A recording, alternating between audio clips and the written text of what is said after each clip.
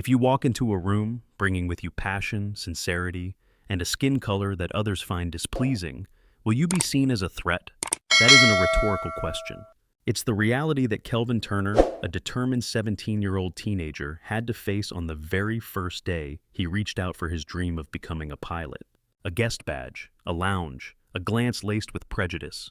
And within just a few short minutes, he was turned into an intruder, a fraud even, an industrial spy. But then someone showed up. Someone the entire aviation industry wouldn't dare cross. A father, a symbol. A reversal of fate had just begun. June. The sun scorched the asphalt leading into Skycross International Airport. Light poured down through the glass dome roof, casting slivers of golden glare across the main hall, like gilded cuts on cold marble. Passengers hurried by, dragging luggage, all caught in a whirl of urgency and busyness, none of them noticing the quiet boy seated on the second floor, a place not meant for ordinary visitors. Upon that second floor, behind frosted glass and a silver-plated sign that read, "Exclusive lounge for pilots and cockpit crew," sat 15-year-old Kelvin Turner, still and silent. He wore a white button-up shirt, gray khaki pants, and a pair of worn-out silver sneakers. On his chest gleamed a Horizon Airlines guest badge under the fluorescent light, clearly stating, "Participant, Special Career Experience Program in Aviation, Kelvin Turner." But no one looked long enough to notice that. No one saw the fire in his eyes. Kelvin leaned back in the chair, eyes fixed on the big screen, airing a documentary on the history of commercial aviation. Images of vintage propeller planes, followed by the Boeing 707, the Concorde, and the Airbus A350, glided across the screen.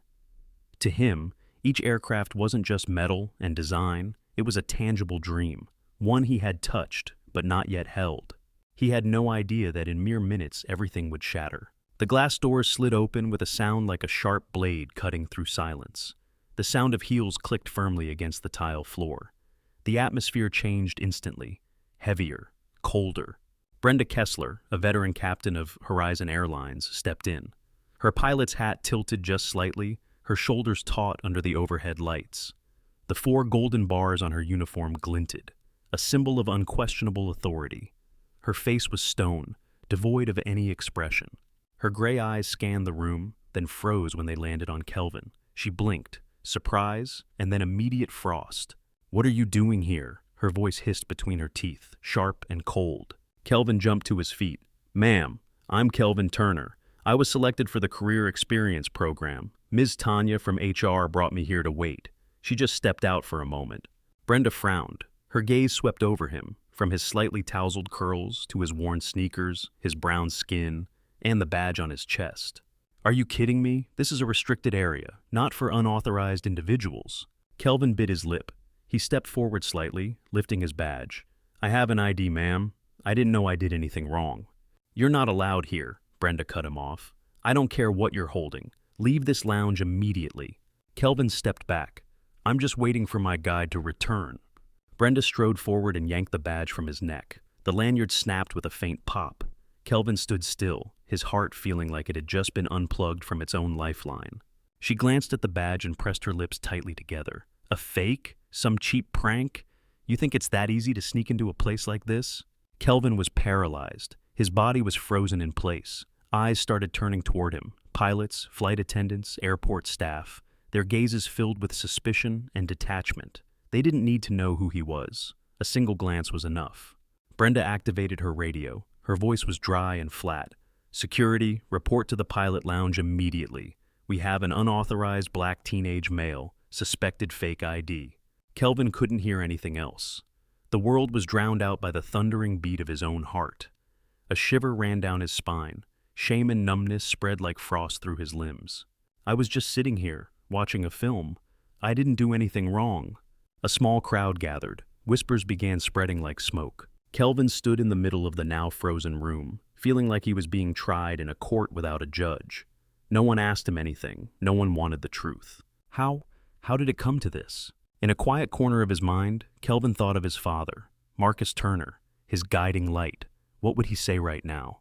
From memory, Kelvin heard, "You don't need anyone's permission to dream. You just need the courage to keep holding on to it." But those words felt so distant now, when the whole world was staring at him like a criminal. A young staff trainee standing near the seating area turned to a pilot nearby. "Who's that kid?" he asked quietly. The pilot shrugged. "Don't know, but if they're calling it a breach, it must be serious." Kelvin heard every word. Every suspicious glance, every prolonged silence felt like a noose tightening around his throat. He was struggling to breathe, his spine held straight, but his legs trembled beneath him. Part of him wanted to flee. Another part, small but unyielding, whispered, "No, stand still. Wait for Dad." Footsteps echoed urgently down the hallway. Kelvin turned, his heart lurching with hope. But it wasn't his father. It was two security officers in gray uniforms, faces stern, heading straight toward him. Brenda pointed and commanded, "That's the boy. Please verify immediately. I suspect this is part of a planned infiltration." Kelvin swallowed hard. He felt his entire body go cold, but he didn't step back. Not now. Not when the whole room was trying to define him based on a badge and the color of his skin. One of the officers looked directly at him. "Son, we're going to need you to come with us to verify your credentials." Kelvin clenched his jaw. His voice came out soft but clear. "You can call Ms. Tanya Reynolds, Horizon HR. She's the one who brought me here." The guard glanced at Brenda, as if waiting for a cue. Brenda crossed her arms and smirked. "I haven't seen anyone named Tanya here this morning." Kelvin felt the scream building inside him, but instead he pulled out his phone, his hands shaking, and said, "I'll call my dad. He can confirm everything." The whole lounge seemed to hold its breath. Kelvin held the phone to his ear. Long rings echoed, stretching time out endlessly. The phone kept ringing. Kelvin stood frozen, gripping the phone tightly against his ear like it was the last thread keeping him from falling off a cliff. 1 second, 2, 3. Each long ring drowned his heart deeper into a pool of ice. The room was dead silent. Every eye was fixed on him, not with belief, but with curiosity, with suspicion.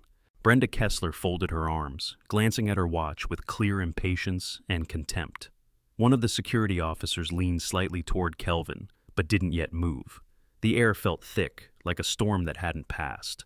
"Please, Dad, pick up," Kelvin whispered to himself. And then, finally, a warm, familiar voice came through. "Kelvin, what's going on, son?"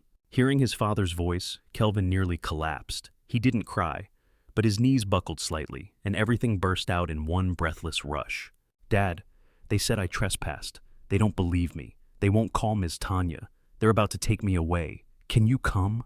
There was a beat of silence on the other end. Then Marcus Turner's deep voice beamed through, not just as a father, but as a command, steady, restrained, and full of authority.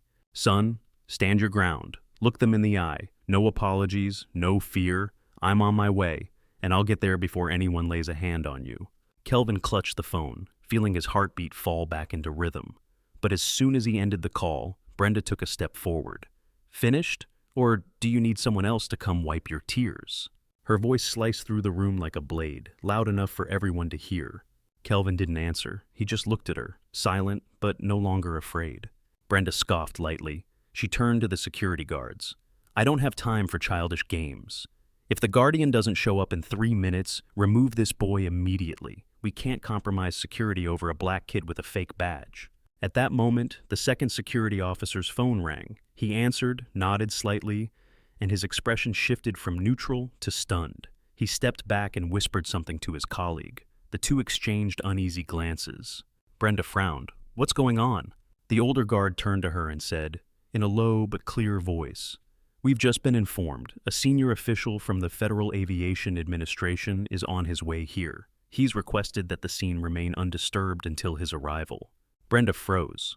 A flicker of concern crossed her eyes, but she quickly masked it with a cold laugh. The FAA? For a kid?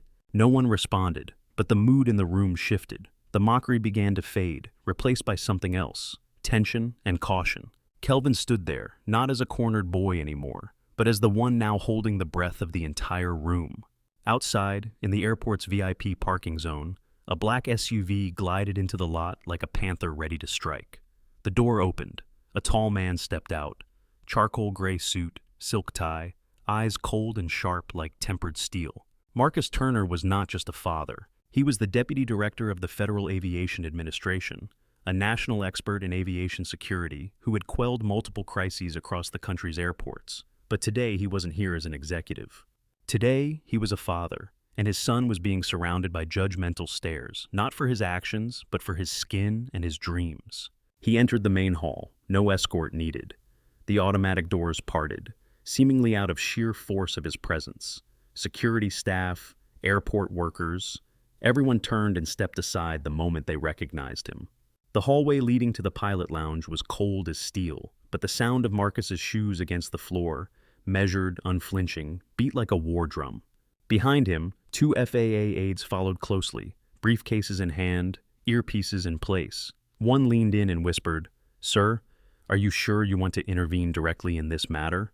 Marcus didn't turn. He replied curtly, "This isn't just an FAA matter. This is a father's matter, a black man's matter, a man who was once a boy just like his son." Pilot lounge. The doors flew open. Every head turned. The air froze as Marcus Turner entered. Kelvin looked up and saw his father, not as the polished figure on TV in a tailored suit, but the man who once lifted him on his shoulders to watch planes, who stayed up all night fixing engine models with him, who once told him, "You were born to fly." Brenda Kessler jumped to her feet, her composure cracking. She stammered, "Mr. Turner?" Marcus said nothing. He walked straight to his son. Gently, he placed a hand on Kelvin's shoulder. Just one gesture, but it silenced the entire room. "You okay?" he asked softly. Kelvin nodded, lips tightly pressed, his eyes glinting with a blend of pain and relief. Then Marcus turned, and this time his voice rang out, clear, calm, but like thunder beneath stone.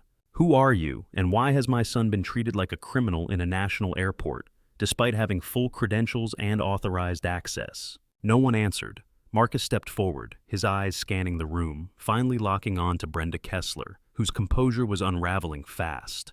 "Do you understand," he continued, each word etched into the air, "that your behavior hasn't just endangered the dream of a child, but has tarnished the honor of every professional truly serving this industry?" Brenda swallowed hard. I was just following protocol." "No, you weren't," Marcus cut her off. "You judged based on skin, not facts. You chose accusation over verification. And worst of all, you believed you wouldn't be held accountable." In that moment, all sound vanished. Kelvin stood beside his father, chin lifted, not just protected, but vindicated, no longer a nameless boy, but a human being, with worth, with dignity, and with a future that no one had the right to steal. The atmosphere in the pilot lounge was heavy as lead. Everyone remained frozen as Marcus Turner entered. He needed no introduction. The sheer aura radiating from his stance and steely gaze was enough to extinguish every whisper. Kelvin stood beside him, his legs trembling but unmoving. For the first time in nearly an hour of being surrounded by suspicion and humiliation, he no longer felt alone. Marcus turned to face the 2 security officers. His voice wasn't loud, but each word was precise and cutting. "I want every security camera feed from this room pulled immediately, and summon Tanya Reynolds from HR. My son has been falsely accused of a serious offense, and I will not let this be swept under the rug." One of the guards stammered, the other nodded quickly and reached for his radio. Instantly, airport systems shifted. Internal monitoring frequencies were encrypted, and the room's atmosphere turned urgent. Brenda Kessler stepped back but tried to salvage. "I was just fulfilling my security duties." "Security duty does not entitle you to prejudice," Marcus interrupted, his tone still calm but slicing through her self-assurance like a scalpel. "I've stood where you stand, and I know exactly what professional conduct looks like. What you did today wasn't about protocol, it was about personal bias." Brenda's face flushed, then drained of color. Her lips pressed together, but she said nothing. From behind, a few pilots began murmuring. The tide had shifted. Kelvin remained silent, but his eyes locked on his father. A tangle of emotions surged inside him. Admiration, gratitude, and something else. Awakening.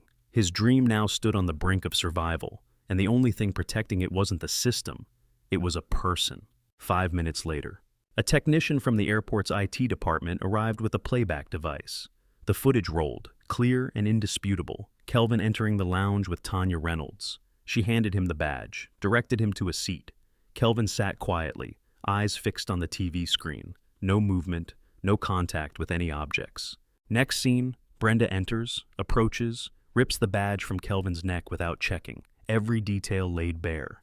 Marcus folded his arms and watched the footage to the very end. He didn't need to say more. He turned back to Brenda once again. "If you have an ounce of integrity, you should apologize, right here, right now, Not because I'm Kelvin's father, but because he is a human being. Brenda had nothing left to say. She bowed her head, lips trembling. I'm sorry, but that apology could not erase the look in the eyes of a child ripped from his dream, just because of someone's bias. Kelvin said nothing. He simply stood, silent yet unshakable.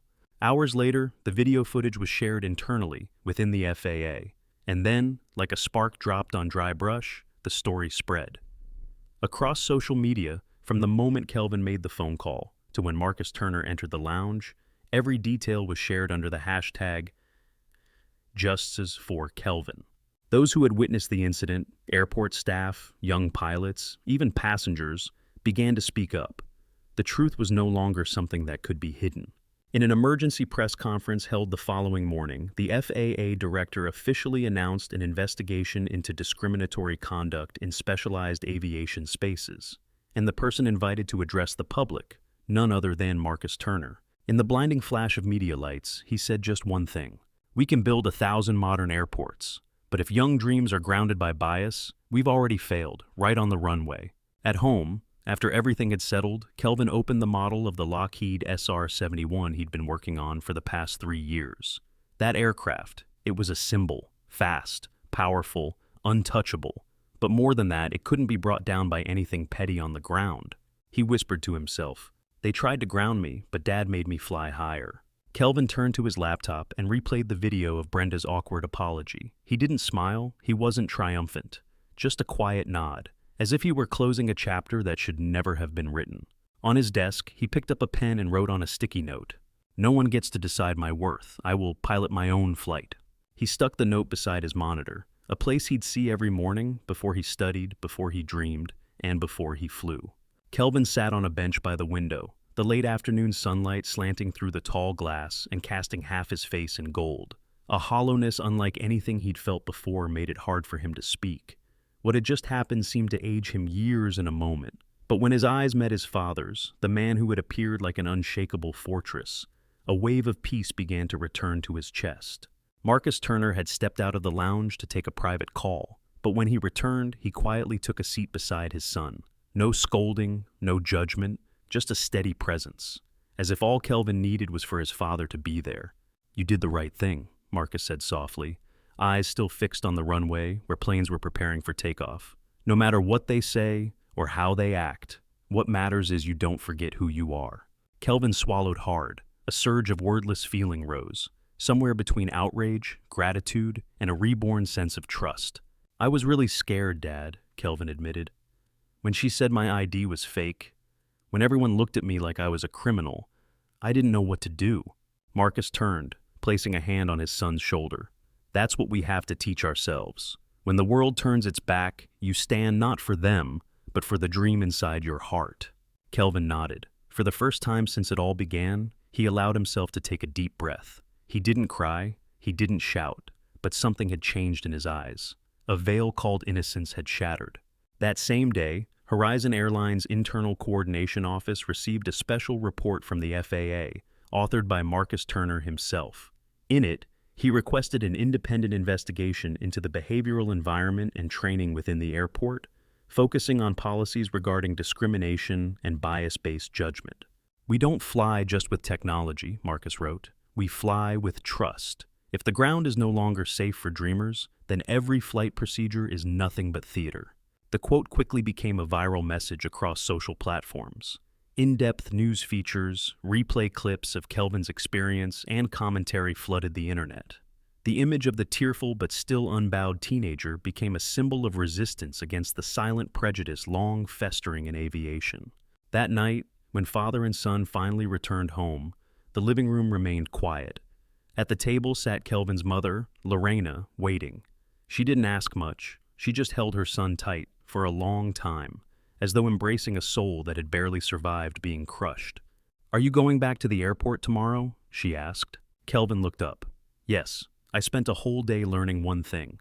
People like me have to be there, to prove no one gets to say I don't belong in the sky." From across the room, Marcus watched his son.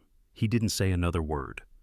But in his eyes shone an unshakable truth, that this young man, his son, had just learned the greatest lesson, one not found in any textbook or flight simulator. Wexford International Airport in summer wasn't just stifling from the heat, but from the thick, unrelenting air pressed down by whispers that hadn't yet died out. News about Kelvin Turner and the incident at the pilot's lounge had spread through the corridors, slipping into hushed conversations and lingering glances. His name, though it had never taken flight, had already soared farther than any training aircraft that day. Kelvin sat quietly on the bench by the window in the corridor linking to Horizon Flight Training Center, his shoulders hunched from a sleepless night, his mind spinning with 100 unanswered questions. What am I doing here? Do I really belong in this place? He looked out the window, where Boeing training moved one after another along the runway. Each soft rumble in the distance made his heart tremble, like dreams being tested through sound waves. The doors to the training center opened with a low, heavy noise. A woman in a pilot's uniform stepped in. Kelvin recognized her instantly. Captain Juliana Moss, famously known as the Black Eagle, the first black woman to command a transatlantic commercial flight crew. She walked up to him, pointed to the seat beside him. "I've been told you're Kelvin Turner, son of Marcus Turner, and also the first one who dared to stare prejudice in the face without begging it for mercy." Kelvin hesitated. He wasn't ready to accept any title tied to what had happened. To him, it was still a wound, fresh and bleeding. Juliana leaned in, assessing Kelvin with the gaze of someone who had walked through storms and long nights. 20 years ago, I was cut from a flight program just because my skin color didn't meet communication standards. They didn't say it out loud, but anyone who could read lips knew what they meant. Kelvin placed his elbows on his knees. That story jolted him. All the questions inside him suddenly swirled into a storm. What did you do then? Juliana smiled, not to comfort, but as a living testament. "I did what you just did yesterday. I stood still. I waited. Then I went back in. Every doubt thrown at me that day became fuel that helped me fly higher." Kelvin lifted his head, feeling a strange connection. As if across 2 generations, there was an invisible thread woven from pain and belief. That afternoon, Kelvin was invited into a flight simulator cockpit. No supervision, no cameras, just Kelvin and the controls. The room was eerily quiet, as if the world outside had been locked away to grant him one private moment to confront himself. He reached for the yoke, fingers trembling as they brushed over each button, like touching the veins of a living creature. The screen showed a vast blue sky, streaks of light cracking across it like a broken galaxy. "I'm flying, even if it's simulated. Even if someone tries to stop me tomorrow, I'm still flying, and no one can bring me down." The simulator's timer activated, signaling takeoff. Kelvin inhaled deeply and gripped the control stick. His heart beat faster, not from fear, but from the vivid thrill of a dream stretching forward, one precise touch at a time. On screen, the system warned of heavy wind conditions. Kelvin adjusted the flaps, stabilized the rudder. Sweat soaked the back of his shirt, but his eyes glinted like falling stars in a night sky. He remembered his father's words. "You don't owe the world any proof. You only need the courage to keep flying when you should have fallen." After more than an hour of simulated flight, Kelvin stepped out of the cockpit with legs almost giving out, not from exhaustion, but from emotion. A group of young trainees standing nearby applauded as he emerged. No one told them to, but they did, because they had witnessed. One of them, a young Asian boy named Hiro, approached shyly. "You're Kelvin Turner, right? Yesterday I saw what happened to you. I almost gave up once because people mocked me for not speaking English well. But today, I think I'll try one more time." Kelvin said nothing. He simply touched Hiro's shoulder and nodded. A passing of flame, a spark transferred. He didn't return home after leaving the training hall. Instead, Kelvin walked straight to the registration office and wrote his name into the long-term training program. The confirmation form was printed out, ink still fresh. On the last line, next to his signature, Kelvin added in black ink, "I choose the sky and I won't turn back." As Kelvin stepped out of the office, he ran into a familiar figure, Professor Arlen Brooks, the man who had once taught aerodynamics theory in the prep course. An African-American elder with snow-white hair and thin, steel-framed glasses. His eyes always seemed to carry something beyond textbook formulas. "Kelvin," he called, voice deep like an echo from an old cockpit. "You think people are on your side? They're not. They'll keep doubting you, but what you need isn't approval. It's the strength to fly over their doubt." Kelvin paused, silent for a few seconds. Then he bowed, not for the words, but for the gaze. A gaze that judged nothing, praised nothing, just acknowledged. Rain began to fall over Wexford. The first drops of the season struck the glass like a drumbeat announcing a new chapter. Kelvin looked up, didn't dodge the rain. He walked forward, letting the drops soak into his shirt, his skin, and into the dream blooming once again in his chest. Kelvin Turner stepped out of the central training building with a lightened spirit, though his chest still felt heavy. The first summer rain in Wexford had passed, leaving blotches of sunlight scattered across the wet concrete. He stood there for a long while, letting his body blend into the air, allowing the rising mist to soak into the unresolved weight still lingering inside him. His phone buzzed softly in his pocket. Kelvin pulled it out and saw a message from his mother. "Your father just got back from D.C. He's heard about what happened. Call him, Kelvin." He swallowed hard. His father, Marcus Turner, was not a man easily moved by emotion. He was strict, composed, and always expected his son to overcome challenges without offering excuses.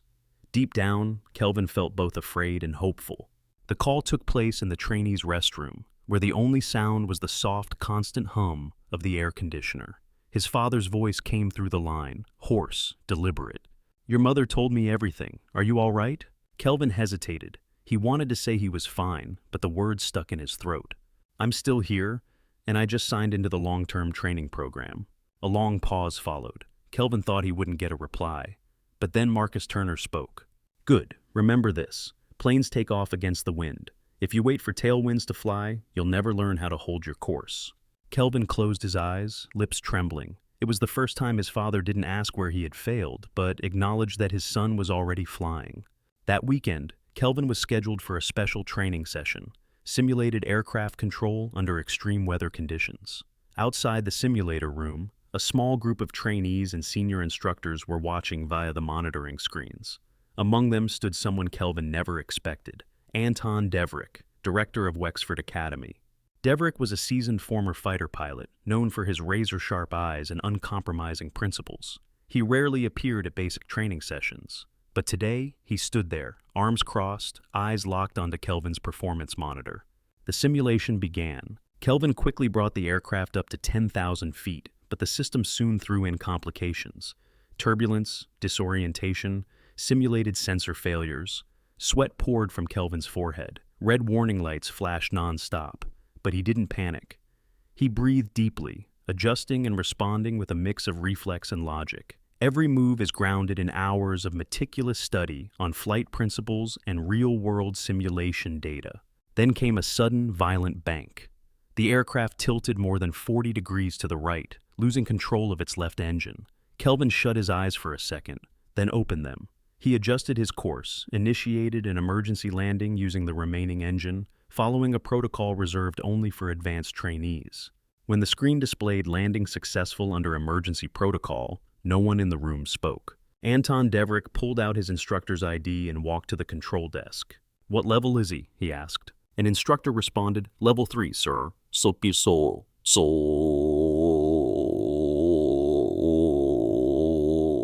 Deverick spoke each word with weight. "Move him to level 5. Starting next week, Turner joins the elite group." The room fell silent. Some trainees stood agape. No one had ever skipped 2 levels at once. It was practically forbidden. Kelvin stepped out of the simulator as murmurs filled the room. Deverick approached him and gave a brief nod. "Don't thank me. Prove it with your next flight, at real altitude." Then he turned and walked away, leaving Kelvin standing alone as a cold wind swept through the hallway. Kelvin clenched his fists, not out of fear, but because, for the first time in his life, he had taken control of the direction of his own fate. That night, Kelvin didn't return to the dormitory as usual. He wandered through the airport, where the streetlights lit up the empty corridors in fragments. Standing at runway 6, he looked up at the starry sky. He remembered sitting next to his father, listening to him explain the Bernoulli principle, how air pressure created lift for metal wings. He remembered the first time he stepped into a real cockpit, the lights on the control panel like an entire universe unfolding before him. And now, Kelvin was no longer that boy. He had been tested, doubted, and seen as a mistake. But now, he stood here, not as a survivor, but as someone still flying. A gust of wind passed through. Kelvin closed his eyes. His shoulders relaxed. A slow smile formed on his lips, not because he had been validated, but because he knew he had never stepped back. Kelvin Turner woke up in the middle of the night from a strange dream. He was flying. Not in a cockpit, not in a simulator, but with his own arms outstretched, soaring through clouds, rising above prejudice and turbulent winds. He opened his eyes. The dormitory ceiling was faintly lit by the glow of the hallway security light filtering in, but Kelvin's heart was still pounding, as if he were 10,000 feet in the air. The next morning, he was summoned to Director Deverick's office. The room was minimalist in design. An F-15 fighter jet model sat on a wooden shelf. Behind the desk was a large glass panel overlooking the runway, where the sun was slowly rising behind the rows of hangars. Deverick didn't speak much. He simply placed a thick folder in front of Kelvin. "This is a list of cadets under consideration for the exchange program with the European Aeronautics Academy, a specialized training track for strategic pilots. They don't accept many, and no black cadet from the U.S. has ever been selected." Kelvin blinked. "You want me to try?" Deverick looked straight at him. "I don't want anything. I just don't want talent to be wasted because of bias. If you want this, you'll have to prove that you deserve it, not just to me, but to a system that's gotten used to misjudging people like you." The following week felt like a race against limits. Kelvin threw himself into advanced simulations, spent hours in the library studying the newest navigation systems. He learned how to handle low-altitude turbulence, decode meteorological maps, and memorize hundreds of flight procedures for restricted airspaces. Every night, he called home. "I'm okay, Mom, but I need to push harder."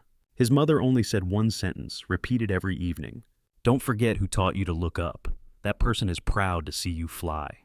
On a Wednesday morning, Kelvin entered the tactical flight classroom. On the board stood a new face, a female instructor with a lieutenant colonel's insignia, brown skin, and a sharp, confident smile. "I'm Lieutenant Colonel Sofia Morales, graduated from the French Air Force Academy, flew operational missions in the Middle East, and I'm here to train those who refuse to be defined by their skin." The class fell silent. Morales scanned the room and stopped when her eyes landed on Kelvin. "You're Turner? They say you're one of the few who didn't break when pushed to the edge. We'll see if that's true." Her training was as unforgiving as desert air. No breaks. She forced cadets to simulate missions under compressed timelines with constantly shifting data. Kelvin failed the first few times, but then, thanks to a custom simulation program he coded in his spare time, he gradually mastered every scenario. That weekend, Morales called him out to the auxiliary training airfield. "I heard you were mistaken for an intruder, threatened, mocked for your background." Kelvin nodded, his voice dropping. "Yes, but if that hadn't happened, I might still be flying just to pass a course. Now, I fly because I need to prove the sky belongs to everyone, with the courage to lift off." Morales gave a faint smile. "Then fly like a warrior, Turner, not just to win, but so that anyone watching has to reconsider the way they see the world." As the deadline to apply for the European Academy approached, Kelvin stayed up until 3 a.m. polishing his personal essay. In it, he wrote, "I wasn't born to fly, but I learned how because I know that on the ground are eyes that always doubt people like me. I want those who look up to the sky to see a soaring wing, and understand belief can break any boundary, even those built to hold us down." When he hit send, Kelvin didn't tremble. He knew, even if he wasn't selected, the journey here had already proved one thing: he was worthy. That night, while sitting alone by the window overlooking the runway, a former instructor quietly placed a small box on the table in front of him. A gift, from someone who once didn't make it into the same program. To remind you, not everyone gets to fly, but everyone has the right to dream. And if you dream long enough, wings will grow, even on shoulders that were once weighed down. Kelvin opened the box. Inside was a pair of silver pilot wings, worn smooth by time. He clutched them in his hand, as if holding his own promise to the sky. He stood, stepped into the corridor bathed in light, where the last winds of spring brushed gently through the trees outside. He looked up. The sky was still as wide as ever, but this time, in Kelvin's eyes, there was no doubt, no hesitation, only the clear, unwavering light of someone ready to fly beyond every limit. Northwind International Airport, late afternoon. Golden rays from the setting sun stretched across the runway, glinting off the metal bodies of aircraft lined up along the terminal. But that light did nothing to soften the tension saturating the pilot's lounge. Kelvin Turner still stood there, back against the wall, both hands gripping a phone whose screen had long gone dark. No one around him was laughing anymore. No one was filming, no whispers, no curious stares. Everything was silent, until the sound of leather shoes hitting the cold stone floor echoed through the room, deliberate, weighted. A man in a dark suit stepped through the glass doors, face stern, though fury simmered beneath his gaze. He needed no introduction. The way security personnel immediately stepped aside made one thing clear. This was someone with authority far above anyone present. Kelvin. His voice was deep and resonant enough to send Kelvin's heart pounding. "Dad, Dad," Kelvin whispered aloud. And for the first time since being publicly humiliated, he allowed himself to take a step forward, not to explain, not to plead, just to seek an anchor, a look that might keep him from collapsing. That man, Commander Byron Turner, was currently Deputy Director of the United States Federal Aviation Administration. He placed a firm hand on his son's shoulder, gently squeezed. "You did nothing wrong, I know that. And now, let me speak to the ones who've forgotten what justice means." Commander Turner turned. The entire room, security team, pilots, even passengers peeking in from outside, watched in silence. "Who was the first to declare that my son was trespassing in a restricted area?" His voice rang clear. And then, unable to avoid the moment any longer, a female pilot in uniform stepped forward, 4 gold stripes on her shoulders. Captain Sloan Whitmore, the one who had ordered Kelvin to be detained. Whitmore tried to regain her composure, but her voice wavered. "Mr. Turner, I didn't know he was your son. I was just following security protocol." "That's exactly the problem," Turner cut in. "I don't need you to know he's my son. I need you to know that he is a cadet, granted access to the pilot's lounge through official systems. So, tell me, on what grounds did you determine his badge was fake? That he was a threat? That he was an intruder?" No one responded. "The only evidence," he said, eyes icy, "was the color of my son's skin." A chill swept through the room, like someone had opened an aircraft door at 35,000 feet. Captain Whitmore's composure cracked visibly. I saw him unaccompanied. It seemed suspicious." "And that's what you teach those trainees to become pilots? That if their skin isn't light enough, they need an escort just to be respected in a space they're authorized to enter?" Byron Turner didn't raise his voice, but each word struck like a hammer, shattering the facade of pride and prejudice. A security officer stepped forward. "Mr. Turner, we sincerely apologize, but when the captain reported an emergency, we couldn't ignore it." Commander Turner nodded slowly. "I understand, and I don't blame you for following protocol. All I ask is this. From today onward, when someone sounds an alarm, verify the facts before you shred a child's dream over baseless suspicion." The room remained silent. Kelvin looked up at his father. For the first time, he understood why this man was so respected. Not for his title, but for his presence, for his calm in a storm, because he didn't protect his son with rage, but with justice. Commander Turner took a step closer to Captain Whitmore. "You said my son didn't belong here. I believe it's precisely because of people like him that the sky is worth protecting, and you have no right to take that from him based on your personal feelings." Whitmore stayed silent. Any defense she had dissolved on her lips. Outside the lounge, Captain Jada Cole, an FAA officer in charge of cadet training, was already waiting. She stepped forward and handed Kelvin a new badge. "Mr. Turner, this is a priority access card for all pilot training zones, issued directly by the FAA. No one has the right to deny your presence anywhere in this airport." Kelvin received it with both hands and bowed his head, not in shame, but in gratitude. "Thank you, ma'am, and thank you, Dad." Commander Turner smiled, his eyes softening. "You've still got a long journey ahead, but today you proved something. You deserve to fly, not because of your background, but because you never gave up, even when the world misdefined you." Kelvin nodded. The wind from the runway swept through the once cracked open door, and for the first time he felt that air truly belonged to him. 2 weeks after Kelvin Turner submitted his application to the European Aeronautics Academy, the training center unexpectedly received a directive from the National Aviation Security Bureau. All simulation programs were to be temporarily suspended for a full system upgrade. This meant all training results would be pending verification from backups and surveillance footage. At first, no one paid attention, until an old video was accidentally pulled up by a technician during the backup process. It was footage from the day Kelvin had been accused of trespassing in the pilot's lounge. The access badge, the stunned expression on his face, and the cold voice of a woman saying, "There's a black individual causing trouble." One of the tech team members quietly forwarded the clip to Director Deverick. In his dimly lit office, Deverick watched the video, his expression shifting from surprise to anger, but he said nothing right away. Instead, he invited representatives from the FAA, who were currently on an unannounced inspection, to view it. An emergency meeting was called at 3 p.m. Present were FAA representatives, the training center's executive board, Director Deverick, Lieutenant Colonel Morales, and, most surprisingly, Kelvin Turner himself. The room was silent. All eyes were fixed on the large screen mounted in the center. The video played. First, Kelvin was sitting quietly, eyes focused on a monitor in the lounge. Then a female pilot entered, Rebecca Kinley, shouting, yanking the badge from Kelvin's neck. Her voice, cold, prejudiced, filled with unfounded accusations.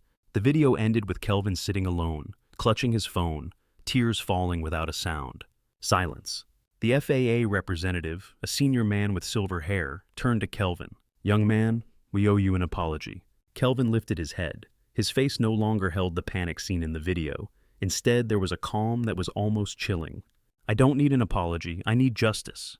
The very next day, the FAA issued an official press release on the incident. Rebecca Kinley was permanently suspended, and all pilot privileges revoked. The training center was also ordered to conduct a full review of its internal bias reporting systems. On social media, the video spread at lightning speed. Hashtags like "Justice for Kelvin" and "Let Him Fly" trended nationwide. Kelvin became a symbol, not because he was a victim, but because he never bowed down. 3 days later, Kelvin was invited to speak at an international conference on equality in aviation. The event took place in Zurich, Switzerland, home of the European Aeronautics Academy headquarters. After an emotional speech about dreams, resilience, and the prejudice he faced, the Academy's board made a surprise announcement. Cadet Kelvin Turner has been officially accepted into this year's special training program with a full scholarship. The entire auditorium rose in applause, but Kelvin only smiled faintly, his eyes gazing far off, toward the sky blazing with afternoon sun.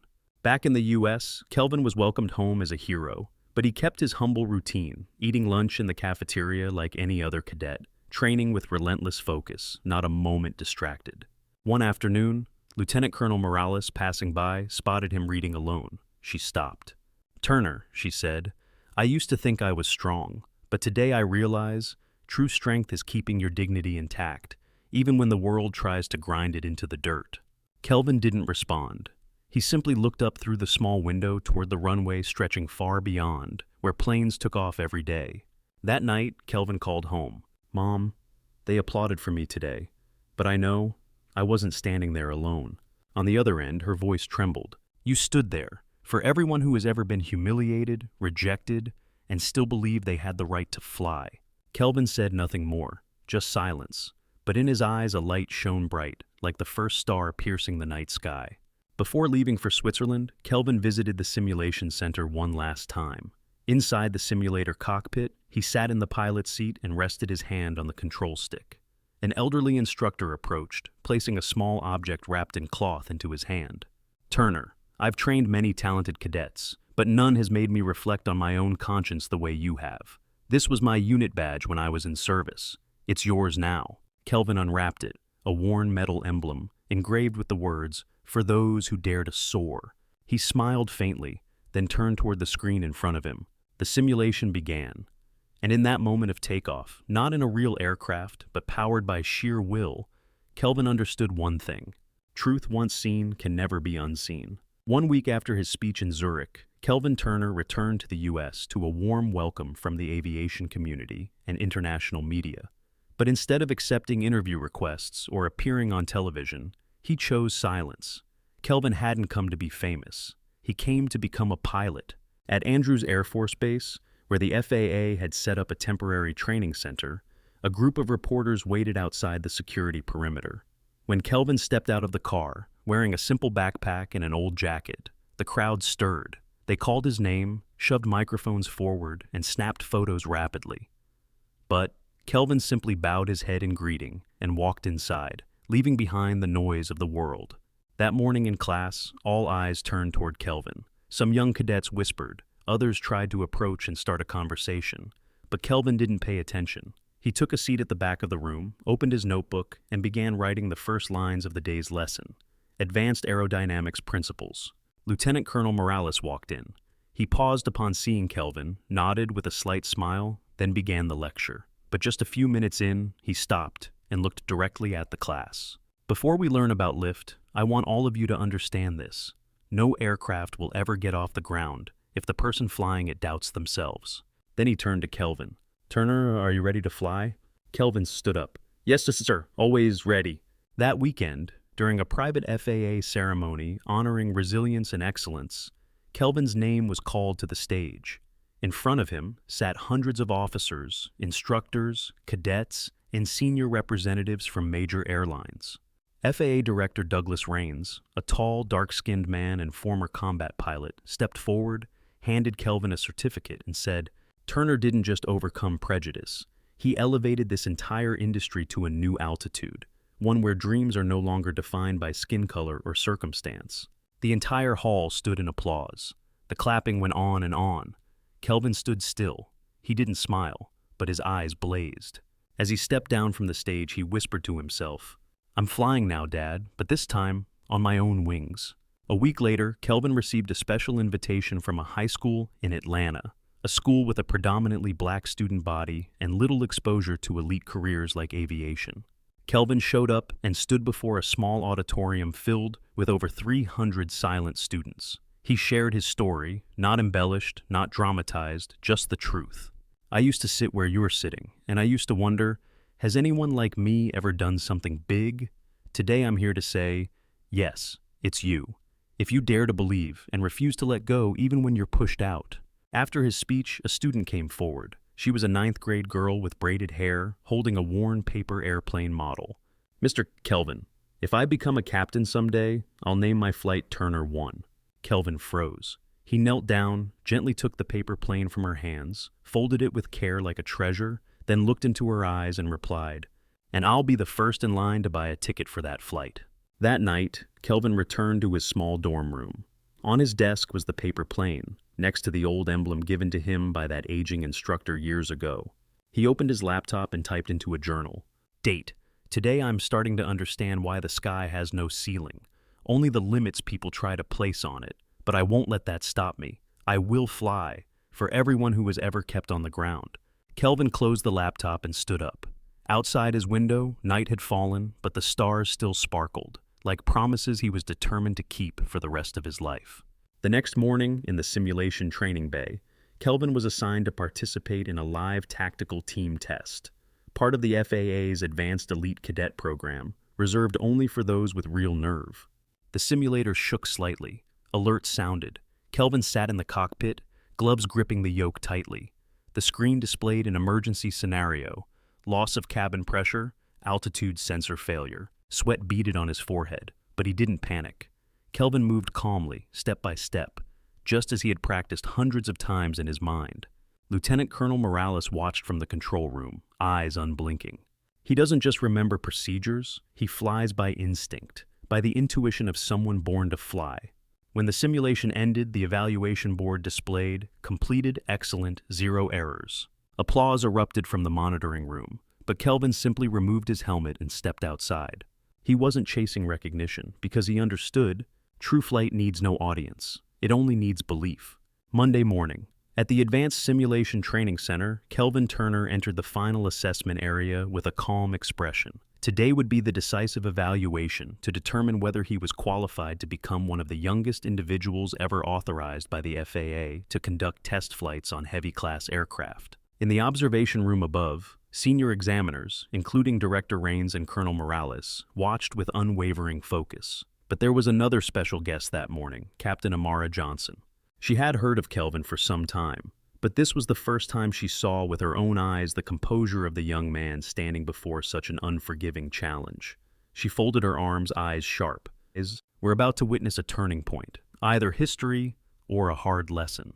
The test began. Inside the simulator, Kelvin was placed in an emergency scenario: left engine failure, mid-air, radar interference, electrical malfunction. A simulated event modeled after real incidents that had brought down even veteran pilots in the past. Sweat beaded his forehead, but his eyes remained steady. He didn't react impulsively. Instead, he methodically reviewed each protocol. A voice came through the radio. Turner, navigation signal lost. No contact with ground control. Situation, level 3 emergency. Kelvin replied calmly. Understood. Priority, maintain altitude, stabilize aircraft, and locate wind direction. No panic, act by the book. Each button, each lever, was handled with near-perfect precision. The examiners outside sat in silence. One seasoned pilot whispered, "He's not flying with his hands, he's flying with his resolve." At the end of the test, the simulator showed the aircraft landing safely on an emergency runway. The control room erupted in applause. Captain Amara smiled slightly and nodded to Morales. That kid has the bearing of a real captain, and more importantly, he's not flying for a score. He's flying for the dream. That afternoon, on a small field near the training center, the FAA held a surprise ceremony to honor Kelvin. Under the glow of sunset, Director Raines stepped onto the stage, holding a certificate and a pair of silver pilot wings, a symbol of honor reserved for those who had overcome every barrier to reach the threshold of becoming one who flies. When Kelvin's name was called, the entire crowd rose in unison. Applause thundered. But Kelvin didn't walk alone. He turned, reached for the hand of his father, Marcus Turner, the man he always called the wind beneath my wings. The two stepped forward together. Golden light shone on Marcus's tear-streaked face and on Kelvin's unwavering eyes. Director Raines looked at them, then handed the silver wings to Kelvin. This young man didn't just fly beyond adversity. He flew carrying the dreams of those who had been grounded. Kelvin gripped the wings tightly, raising them high to the sky. In that moment, someone in the audience broke down in tears, not because of a technical feat, but because of a living proof of what once seemed impossible. That evening, Kelvin returned to his dorm and sat quietly by the window. Outside, stars glittered like unspoken promises. He opened his notebook and wrote on the final line, "Date, today I learned no dream is forbidden, unless we're the ones who abandon it." He closed his eyes, listening to the rhythm of his heartbeat, like the sound of an engine preparing for takeoff. He was no longer the one underestimated. Kelvin Turner was now a symbol of aspiration, courage, and justice. The next morning, an email arrived from the office of the president. In it, the President of the United States formally invited Kelvin Turner to join a special program titled Inspire the Nation, a national initiative where inspirational figures would travel and speak to youth across America. Kelvin stared at the email, exhaled slowly, then smiled. He knew the real flight of his life was only just beginning.